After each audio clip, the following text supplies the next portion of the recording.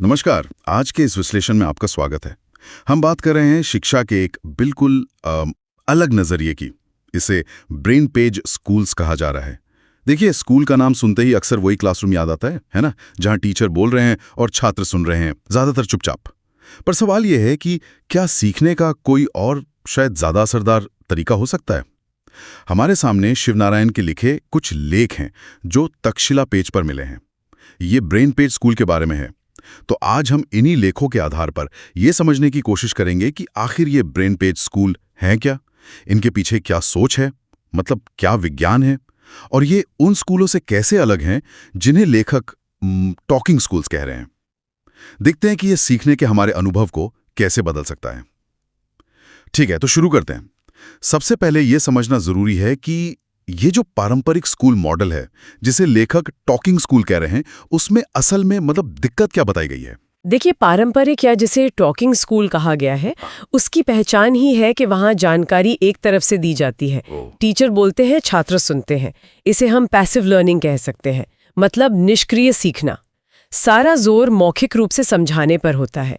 अब लेखों के अनुसार दिक्कत यह है कि ये तरीका हर छात्र के सीखने की क्षमता और ज़रूरत के हिसाब से काम नहीं करता।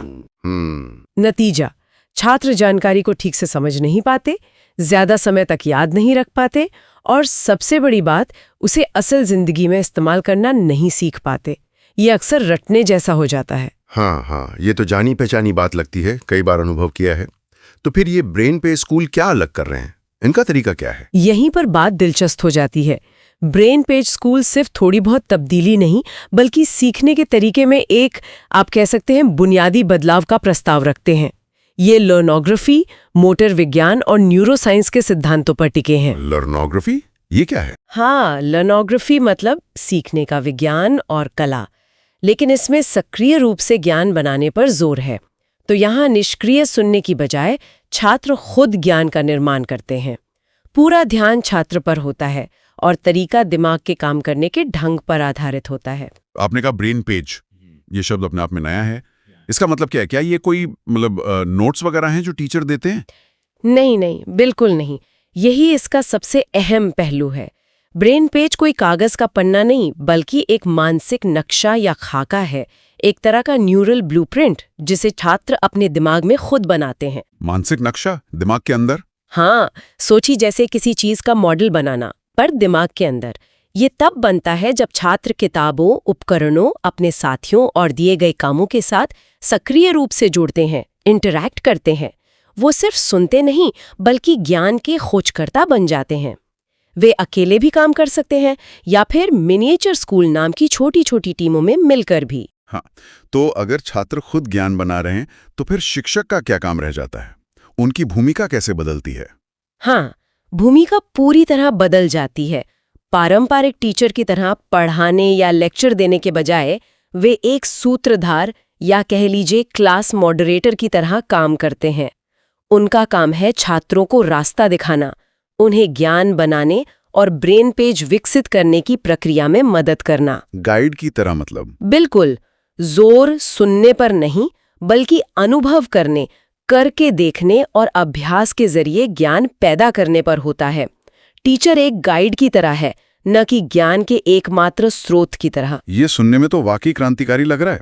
लेखों में ये भी कहा गया है कि ये तरीका दिमाग के लर्निंग सर्किट को सक्रिय करता है। थोड़ा इस बारे में बताएंगे, ये कैसे काम करता है? हाँ, ये समझना बहुत ज़रूरी है। बिल्कुल। न्यूरोसाइंस हमें बताता है कि सीखना सिर्फ सोचने समझने की प्रक्रिया नहीं है। ये हमारे शरीर और ख़ासकर हमारे मोटर सिस्टम यानी शारीरिक क्रियाओं से जुड़े तंत्र से भी गहराई से जुड़ा है। ब्रेन पेज स्कूल इसी बात का फ़ायदा उठाते हैं। ये दिमाग के उन सर्किट को ख़ास तौर पर सक्रिय करते हैं जो विजुओ मोटर कोऑर्डिनेशन, विजुअल मोटर मतलब देखकर कुछ करना। हाँ, देखकर शारीरिक क्रिया करना, फिर प्रोसीजरल मेमोरी यानी किसी काम को करने का तरीका याद रखना, और स्पैशियल रीजनिंग यानी स्थानिक तर्क, इन सब से जुड़े सर्किट को एक्टिवेट करते हैं। आसान भाषा में कहें तो जब हम कुछ लिखते हैं, चित्र बनाते हैं या किसी चीज़ को हाथ से बनाकर देखते हैं, तो हमारे दिमाग के मोटर हिस्से जैसे बेसल गैंग्लिया, सेरिबेलम और प्रीफ्रंटल कॉर्टेक्स सक्रिय हो जाते हैं। अच्छा, ये हिस्से याददाश्त बनाने, ध्यान केंद्रित करने, फैसले लेने और शारीरिक तालमेल के लिए बहुत ज़रूरी हैं। पारंपरिक लेक्चर सुनने में ये हिस्से उतने सक्रिय नहीं होते। इन लेखों के अनुसार इन मोटर क्षेत्रों को सीखने की प्रक्रिया में शामिल करना ज्ञान को दिमाग में गहराई तक पहुंचाने और कौशल हासिल करने के लिए महत्वपूर्ण है। तो मतलब पारंपरिक स्कूलों में हम दिमाग के सिर्फ सुनने वाले हिस्से का ज़्यादा इस्तेमाल करते हैं, जबकि ब्रेन पेज पूरे दिमाग को, यहाँ तक कि शरीर को भी काम पर लगाता है। ये तो सीखने को पूरी तरह से बदल देता है। लेकिन क्लासरूम में ये सक्रियता हासिल कैसे की जाती है? क्या कुछ खास तरीके अपनाए जाते हैं? बिल्कुल, लेखों में कई तरीकों का जिक्र है। अच्छा। पहला, सीखने की सामग्री के साथ विजुओ मोटर जुड़ाव। जैसे किसी विषय के बारे में सिर्फ पढ़ना नहीं, बल्कि उसके नोट्स बनाना, हाँ। माइंड मैप बनाना, चित्र बनाना, ये सब। ठीक है। दूसरा, हैंड्स ऑन गतिविधियां, यानी चीजों को खुद करके देखना, मॉडल बनाना, प्रयोग करना। इससे मुश्किल लगने वाली विचार भी ठोस रूप ले लेते हैं। तीसरा, स्वनिर्देशित कार्य। छात्रों को ऐसे काम दिए जाते हैं जिनमें उन्हें खुद योजना बनानी पड़ती है, समस्या हल करनी पड़ती है। इससे उनके एग्जीक्यूटिव फंक्शन यानी दिमाग की मैनेजमेंट स्किल्स बेहतर होती हैं। ओके। चौथा, एक तरीका है साइक्लोजीड रिहर्सल।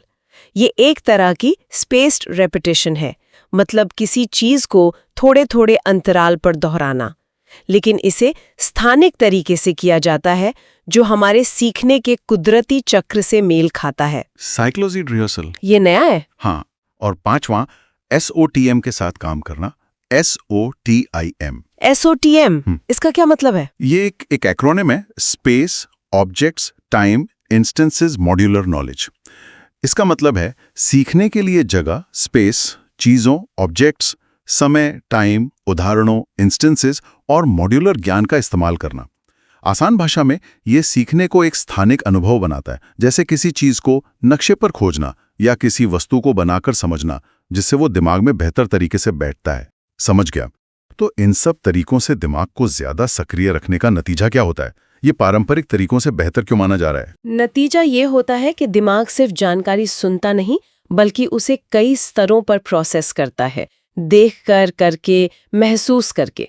इससे जो समझ बनती है वो ज्यादा गहरी होती है, जानकारी ज्यादा लंबे समय तक याद रहती है, क्योंकि वो सिर्फ रटी हुई नहीं होती, बल्कि दिमाग के कई हिस्सों में दर्ज हो जाती है। अच्छा। और सबसे महत्वपूर्ण, छात्र उस ज्ञान को असल जिंदगी में इस्तेमाल करना सीखते हैं। ये वो नतीजे हैं जो सिर्फ लेक्चर सुनकर या रटकर हासिल करना बहुत मुश्किल है। जैसा कि लेखक कहते हैं, ज्ञान को सिर्फ याद नहीं किया जाता, उसे अनुभव और लागू किया जाता है। यह सतह पर तैरने के बजाय गहराई में गोता लगाने जैसा है। आपने पहले मिनिएचर स्कूल का जिक्र किया था।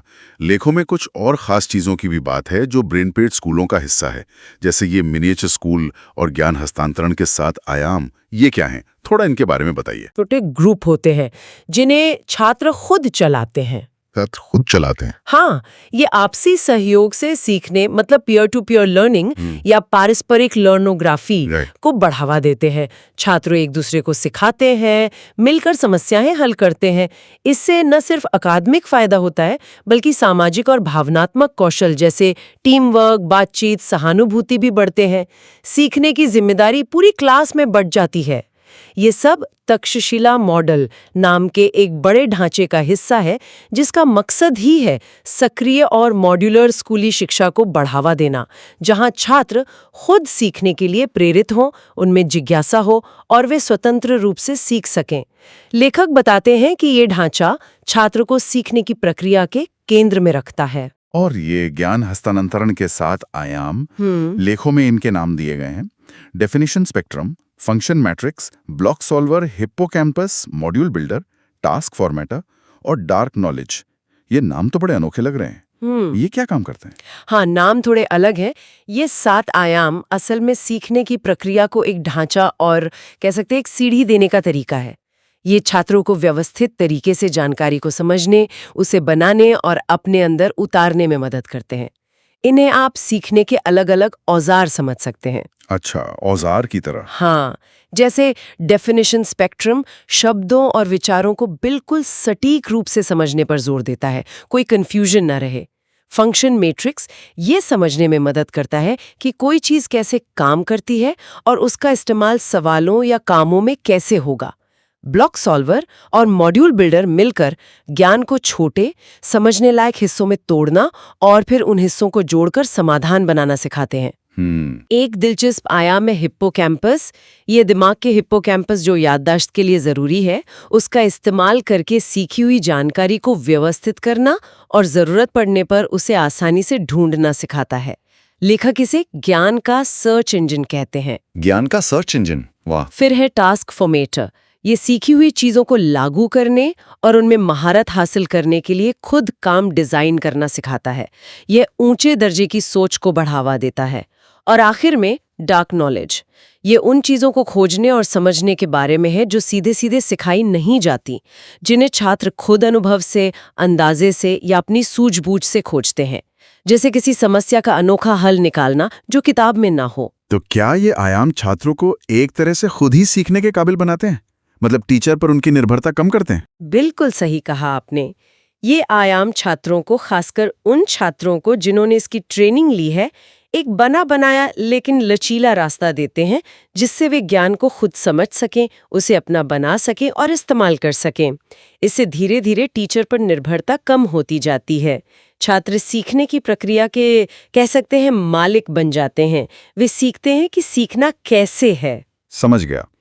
तो अब अगर हम पूरी तस्वीर देखें, इस सबको समेटें, तो इस ब्रेन पेज मॉडल के फायदे क्या बताए गए हैं? पारंपरिक स्कूलों के मुकाबले ये बेहतर क्यों है? लेखों में कई मुख्य फायदों का जिक्र है। पहला और सबसे जरूरी, गहरी समझ। छात्र सिर्फ तथ्यों को याद नहीं करते, बल्कि उन्हें अनुभव करते हैं, लागू करते हैं। इससे उनकी समझ ज्यादा पक्की होती है। ठीक है। दूसरा, बेहतर याददाश्त। जैसा हमने बात की, मोटर और स्थानिक मेमोरी का इस्तेमाल होने से ज्ञान ज्यादा लंबे समय तक याद रहता है, पारंपरिक रटने की तुलना में। तीसरा, ज्यादा स्वायत्तता। छात्र सीखते हैं कि ज्ञान कैसे हासिल करना है और कैसे इस्तेमाल करना है। इससे वे स्वतंत्र बनते हैं और उनकी सोचने समझने की क्षमता, जिसे क्रिटिकल थिंकिंग कहते हैं, वो बढ़ती है। ये तो बहुत जरूरी है। बिल्कुल। चौथा, बढ़ी हुई प्रेरणा। लेखक इसे हैप्पीनेस क्लासरूम कहते हैं। जब सीखना एक सक्रिय और मजेदार प्रक्रिया बन जाती है, तो छात्रों की जिज्ञासा बढ़ती है और उन्हें सीखने में मजा आता है। यह पारंपरिक क्लासरूम के तनावपूर्ण माहौल से बिल्कुल अलग है। हैप्पीनेस क्लासरूम, अच्छा कॉन्सेप्ट है। हाँ। पांचवा, बेहतर सॉफ्ट स्किल्स। जब छात्र मिनिएचर स्कूल में मिलकर काम करते हैं, ब्रेन पेज बनाते हैं, तो वे अनजाने में ही बातचीत करना, दूसरों की बात समझना, टीम में काम करना और नेतृत्व करना सीखते हैं। और छठा, एक बहुत ही दिलचस्प बात, स्कूल बुलिंग यानी धौंस जमाने वाली हरकतें, उनमें कमी। लेखों का तर्क है कि जब क्लास में सिर्फ बोलने और सुनने पर जोर कम होता है और छात्र कामों में ज्यादा व्यस्त रहते हैं, तो आपसी कहासुनी और धौंस जमाने वाले व्यवहार के मौके कम हो जाते हैं। यह निष्क्रिय माहौल की बजाय एक सकारात्मक और व्यस्त माहौल बनाता है। वाकई ये पारंपरिक टॉकिंग स्कूल मॉडल से तो बिल्कुल अलग तस्वीर पेश करता है। काफी सारे फायदे गिनाए गए हैं। हाँ, बुनियादी फर्क यही है। सक्रिय बनाम निष्क्रिय, छात्र केंद्रित बनाम शिक्षक केंद्रित। ब्रेन पेज स्कूल छात्रों को सीखने की जिम्मेदारी लेने के लिए प्रोत्साहित करते हैं। वे सीधे स्रोत जैसे किताबों से सीखने पर जोर देते हैं, जिसे लेखक बुक टू ब्रेन ज्ञान हस्तांतरण कहते हैं। मतलब बीच में टीचर के व्याख्या पर बहुत ज्यादा निर्भर हुए बिना। बुक टू ब्रेन, हाँ, और ये पूरे मस्तिष्क और शरीर को सीखने की प्रक्रिया में शामिल करता है। दूसरी तरफ टॉकिंग स्कूल मॉडल में अक्सर समझ सतही रह जाती है और छात्र परीक्षा के बाद सब भूल जाते हैं। लेखों में यह दावा भी किया गया है कि ब्रेन पेज तरीके से सीखने वाले छात्र पारंपरिक तरीके से सीखने वालों से बेहतर प्रदर्शन करते हैं। क्या ऐसा है? हाँ, निष्कर्ष यही बताते हैं। जिन छात्रों ने ब्रेन पेज बनाने की प्रक्रिया में हिस्सा लिया, वे उन छात्रों के मुकाबले जानकारी को ज्यादा समय तक याद रख पाए, समस्याओं को ज्यादा तेजी से हल कर पाए और उनकी समझ ज्यादा स्थायी थी। लेखक इसे लर्नोग्राफी और ब्रेन पेज मॉडल की प्रभावशीलता के सबूत के तौर पर पेश करते हैं। तो आज हमने ब्रेन पेज स्कूलों की इस अवधारणा को समझा, पारंपरिक शिक्षा का एक बहुत ही दिलचस्प विकल्प जो लर्नोग्राफी, मोटर विज्ञान और न्यूरोसाइंस की नींव पर खड़ा है। सबसे बड़ी बात जो मेरी समझ में आई वो ये है कि सीखना कोई ऐसी चीज नहीं जिसे हम बस बैठे बैठे ग्रहण कर लेते हैं, बल्कि ये एक सक्रिय प्रक्रिया है जिसे हम खुद बनाते हैं, जिसमें हमारा शरीर और हमारी स्थानिक समझ भी शामिल होती है। बिल्कुल, ये वास्तव में सीखने की पूरी प्रक्रिया को ही एक नए नजरिए से देखने का तरीका है। बात सिर्फ अच्छे नंबर लाने की नहीं है, बात है छात्रों को ऐसा बनाने की कि वे खुद सीखने वाले बने, दूसरों के साथ मिलकर काम कर सकें और समस्याओं का हल निकाल सकें। जैसा कि शिवनारायण के लेख बताते हैं, ये ज्ञान देने के उद्देश्य और तरीके को ही बदल देता है। लक्ष्य है एक ज्यादा असरदार, मानवीय, सार्थक और मजेदार शैक्षणिक अनुभव बनाना। इन लेखों के आधार पर श्रोताओं के लिए सोचने वाली एक बात छोड़ जाते हैं। अगर सीखना वाकई हमारे शरीर की क्रियाओं और स्थानिक समय से इतना गहराई से जुड़ा हुआ है जैसा कि ब्रेन पेज मॉडल कहता है, तो भविष्य में हमारे सीखने के माहौल, चाहे वो स्कूल हो, ऑफिस हो या हमारे पढ़ने की अपनी जगह, इन सिद्धांतों को कैसे बेहतर तरीके से अपना सकते हैं। खासकर आज की डिजिटल दुनिया में जहाँ स्क्रीन से ज्यादा जुड़े हैं, क्या शारीरिक क्रिया और स्थानिक जागरूकता सीखने को एक नया रूप दे सकती है या उसे और बेहतर बना सकती है? इस पर जरूर सोचिएगा।